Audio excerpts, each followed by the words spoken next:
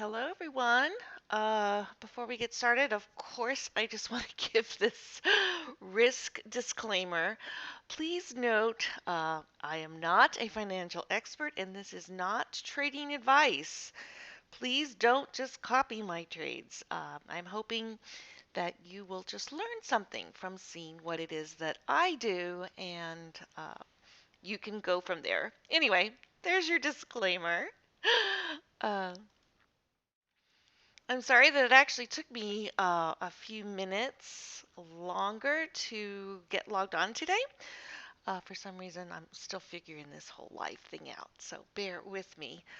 And it looks like the chat is very delayed as well. So if I don't get to your chat immediately, hang in there. It'll eventually pop up and I'll be able to follow it. Okay, so let's take a look at what is going on today with our live trading. So I'm going to go over here. And what I like to do is I always like to start with any trades that are open. And I have currently one trade open, and that's the Kiwi Yen. And as you can see, it was really kind of bouncing around here, but it has kind of gone back up again in my favor, and it's up about 41 pips. And if I look down, I will see that we still have a buy signal from our C1. We still have uptrend from our C2. Uh, We still have volume.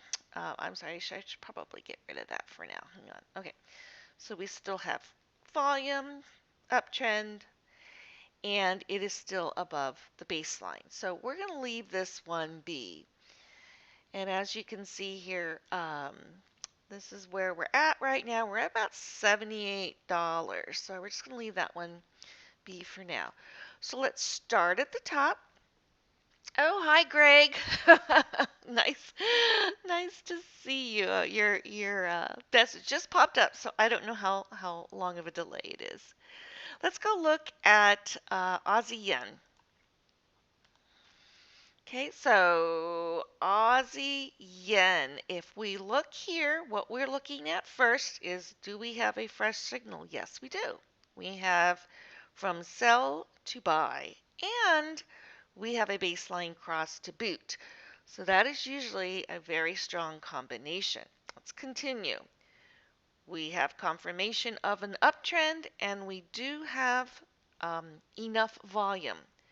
So Audi JPY, I'm going to write that one down on my whiteboard. I'm not going to take any trades right this minute. Uh, yes, DeBoz, just forward testing right now. So the next one is Aussie dollar. And you can see here that we had a trade go on that looks like it hit the first take profit, but then it broke even after that. And there's no trade right now because we don't have a change in our C1 and we don't have a fresh baseline. So we'll leave that one alone.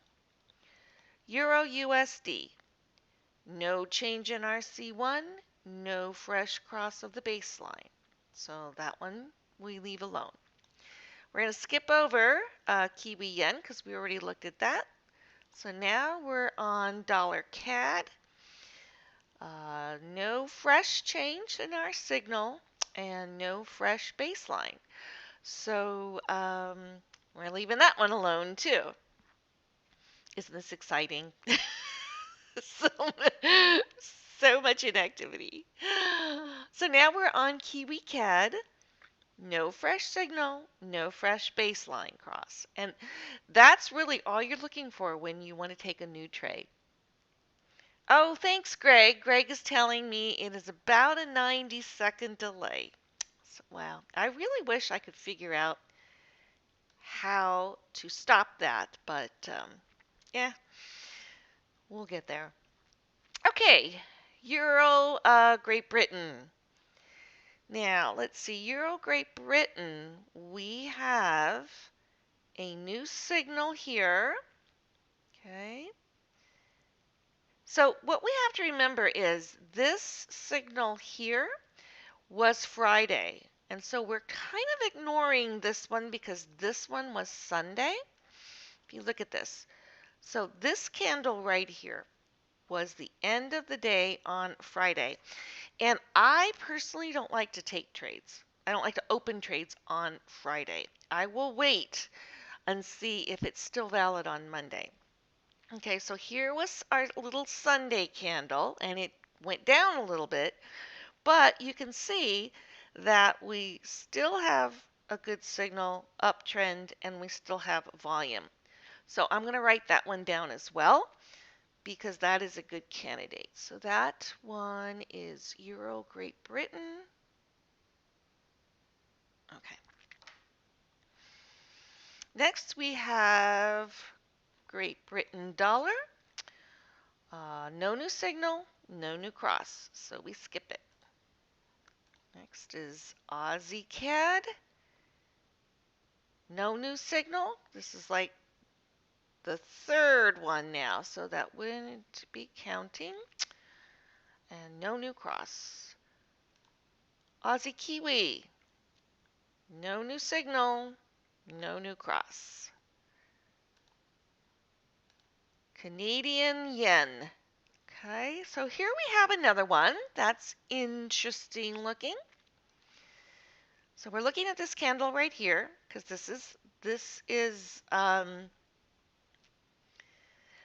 actually the close of the Sunday candle. This was our candle on Friday, which wasn't a signal at the time. So here's where I get a little confused. Maybe you guys can hi guys on the chat. Maybe you can in the comments section actually of the video or in the chat, tell me how you handle this. So Friday said no go. Sunday says possible go. But, oh, and look at that. Look at that. It keeps flipping whether or not it wants to be over that baseline or not. So I'm actually thinking that we don't take it based on this candle. We wait until tomorrow's candle, which would be Monday close. Am I confusing everybody? But I'm going to write it down anyway. Okay, so we're on Canadian dollar yen. Okay. Okay, and next, let's go to Great Britain yen. Again, no fresh signal, no fresh baseline cross. Kiwi dollar, US dollar, no fresh signal, no fresh cross. Okay, dollar yen. There we go. No fresh signal, no fresh cross. Okay, Great Britain Audi or Aussie dollar.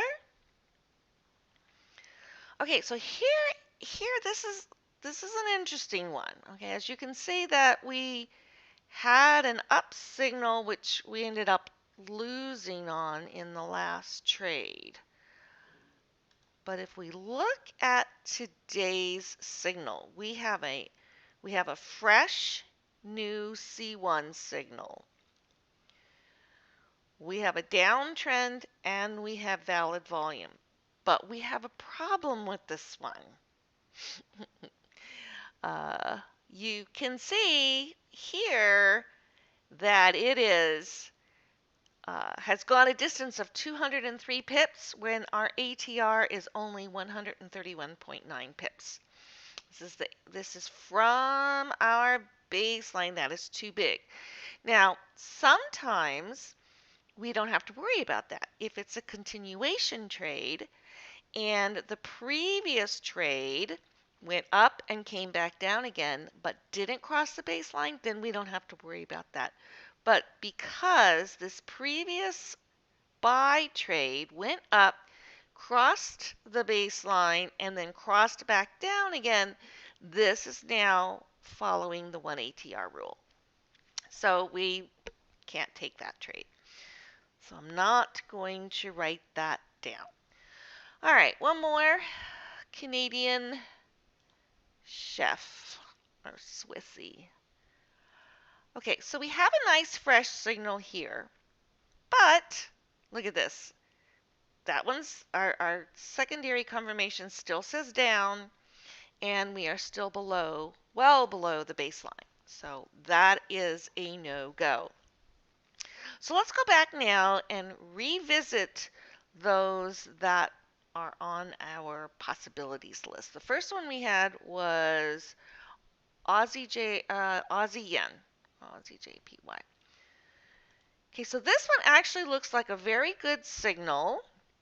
Everything looks good. The only thing that worries me about this, if we zoom out, look how there's all this consolidation right here.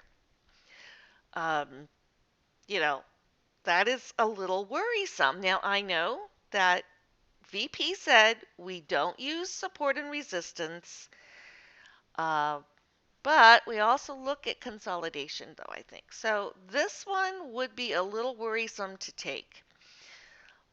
But it is giving us a valid signal right there. Even our QQE is up above the 50 line, and our buy is above the white dotted line. So let's look at the next one. The next one was Euro Great Britain. Where are you? Euro Great Britain. Okay, this one. Now this one is the one that is coming off of Friday. Okay, it's retraced a little bit, but it is still all showing a positive. The only thing that really bothers me about this one, see, I like to tell you my thought process because this is what gets me tripped up usually. It's like I need to follow my system and not think, but I can't turn my brain off. Here's what worries me about this one. If I zoom out, you can see my baseline, woo, is in a very, very sharp decline. Okay, but it is starting to tip up there. See, these are the types of things though that are are the things that will play with your psyche, that will just make you question everything. But since this is starting to tip up, everything else is telling me yes, I think I am going to take this one. So this is Euro Great Britain. So what I have to do is I have to actually go over to my actual chart and hit buy. Boom. So now we have it. So we're in Euro Great Britain. Let's go back over to our, see if I can find it, our screener. Okay. So now we're in Euro Great Britain. And the last one that was a possibility was the Canadian yen. Canadian dollar yen. So CAD JPY. This is that finicky one that isn't sure whether or not it wants to actually cross the baseline. And this signal is a bit of a Sunday signal. So, do we or don't we? I wish we really were live because then you guys could like chat in suggestions and I'd actually be able to listen to them. But I'm going to go ahead and follow my system as long as that is crossed the baseline, which it has, and we have about 12 minutes left, so it can change its mind. But everything else looks good. I'm going to go ahead and follow the system and buy it. Spread's about 4 pips. I'd rather it not be quite so high, but I guess for Canadian dollar JPY, that's not too bad. So let's go over to that one. Where are we? CAD JPY. Alrighty, and let's buy it. Okay. So there you go. Those are all the trades I'm going to do today. But what I can share with you is I can share with you my week. My week last week. Didn't have a great week last week, honestly. Uh, Let me see if you can see this a little bit better here. Can I bring this up? Oh, sorry. I'm trying to make this bigger. It doesn't seem to want to expand. Okay, well, anyway, we started out, we had two trades with Great Britain Audi, and they both lost um, profit. And I'm not sure why they lost at such differentiating amounts, because it seems like the stop loss should be the same for both of them. So that is a little bit of a question. And then we had Aussie dollar. And this is the one that we looked at before, where we had the first take profit and then the second one broke even. Oh, get my light on. So overall, last week I was down $179 and currently up, well, about $67 if you take into consideration the $10 I'm down from the new trades. Anyway, there you go. Uh-oh. Paul says there is JPY news tomorrow. Oh, darn it.